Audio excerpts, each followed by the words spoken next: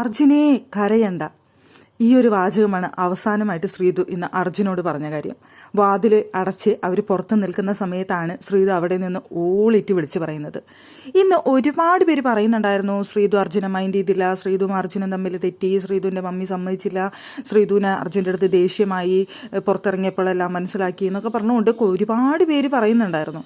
പക്ഷേ തുടക്കത്തിൽ വന്ന സമയത്ത് അവിടെ അർജുൻ്റെ അടുത്ത് മിണ്ടാനായിട്ട് ബുദ്ധിമുട്ടുന്ന ശ്രീതുവിനെ കാണാനായിട്ട് സാധിച്ചു എന്നുള്ളത് യാഥാർത്ഥ്യം തന്നെയാണ്. അതൊരിക്കലും അർജുൻ്റെ അടുത്ത് ഇഷ്ടമില്ലാഞ്ഞിട്ടല്ല, ആ ഒരു ദിവസം പിരിഞ്ഞിരുന്നതിൻ്റെ ആ മാനസിക വിഷമമാണെന്ന് തോന്നുന്നു. അത് പിന്നീട് പറയുന്നുണ്ട് അവിടെ ശ്രീതു തന്നെ. ആ ഒരൊറ്റ ദിവസം ഞാൻ തള്ളി നീക്കാൻ പെട്ട പാട് എനിക്ക് അറിയൂ എന്ന് ശ്രീതു തന്നെ പറയുന്നുണ്ട്.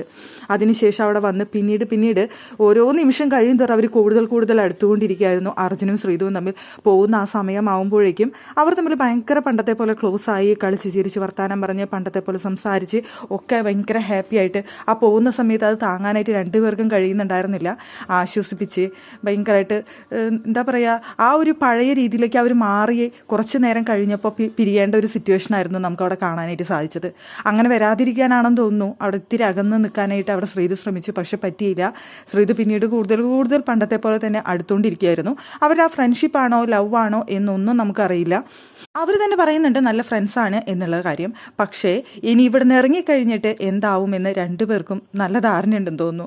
ഇനി കാണുമോ, സംസാരിക്കുമോ, കണ്ടുമുട്ടുമോ എന്നൊന്നും അവർക്ക് പരസ്പരം അങ്ങോട്ടും ഇങ്ങോട്ടും അറിയില്ല. എല്ലാം ഇവിടെ വെച്ച് അവസാനിക്കുന്നു എന്ന രീതിയിലാണ് സത്യം പറഞ്ഞാൽ അവർ പിരിഞ്ഞു പോയത്. ആ ഫിനാൻ്റെ വേദിയിൽ ഇനി കാണാമെന്ന് പറയുന്നുണ്ടെങ്കിൽ പോലും അവർ തമ്മിലുണ്ടായിരുന്ന ആ ഒരു ക്ലോസ് ആയിട്ടുള്ള ആ ഫ്രണ്ട്ഷിപ്പ് അത് ഇവിടെ വെച്ച് അവസാനിച്ചു എന്നുള്ള രീതിയിലാണ് രണ്ടുപേരും പരസ്പരം സംസാരിച്ചത്. പക്ഷെ ഇനി തുടർന്നുകൊണ്ട് പോകാനായിട്ട് കഴിയില്ല എന്നൊരു പക്ഷേ രണ്ടുപേർക്കും മനസ്സിലായതുപോലെയാണ് രണ്ടുപേരും സംസാരിക്കുന്നുണ്ടായിരുന്നത്.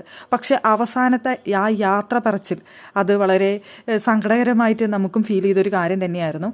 പുറത്തിറങ്ങിയിട്ടും ആ വാതിലിനപ്പുറം നിന്നിട്ട് അർജുനെ കരയണ്ട എന്ന് ഓളിട്ട് വിളിച്ചു പറയുന്നുണ്ടായിരുന്നു. അത് ഇപ്പുറത്തേക്ക് അർജുൻ നിന്ന് കേൾക്കുന്നുണ്ടായിരുന്നു. അത് തന്നെയായിരുന്നു അവരുടെ ആ ഫ്രണ്ട്ഷിപ്പ് എന്ന് പറയുന്നത്, അതിൻ്റെ വാല്യൂ എന്ന് പറയുന്നത്.